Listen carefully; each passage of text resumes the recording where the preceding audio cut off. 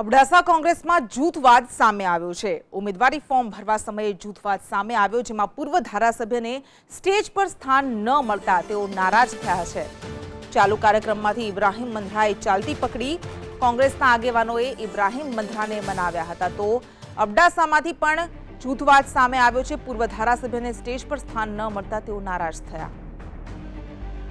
આ અંગે વધુ વિગત સાથે સંવાદદાતા અલ્પેશ ગોસ્વામી આપણી સાથે જોડાઈ ગયા છે। જે અલ્પેશ, ચાલુ કાર્યક્રમમાંથી પૂર્વ ધારાસભ્ય ઇબ્રાહીમ મંધરાએ ચાલતી પકડી હતી, એટલે જૂથવાદ સ્પષ્ટ રીતે ઉડીને આંખે વળગી રહ્યો છે। શું હતો સમગ્ર મામલો?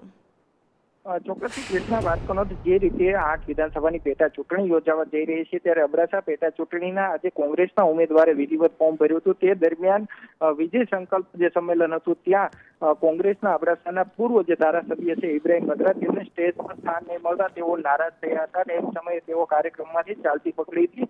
બાદમાં સ્થાનિક કોંગ્રેસના કાર્યકરો તેને સમજાવ્યા હતા અને બાદ સમજાવીને ફરીવાર જે કોંગ્રેસના ઉમેદવાર જે ઉમેદવારી પત્રક ભરી રહ્યા છે તે પ્રાંત કચેરી ખાતે તેમને સાથે રાખવામાં આવ્યા હતા। એટલે ચોક્કસથી કહી શકાય કે થોડી વાર માટે તેમની સ્ટેજ પર સ્થાન નહીં મળતા ચોક્કસથી કોંગ્રેસમાં આંતરિક જૂથવાદ અને કંઈક ને કંઈક નારાજગી છે તે સ્પષ્ટ જોવા મળી હતી। કૃષ્ણા જી અલ્પેશ, આભાર આપનો તમામ વિગત માટે।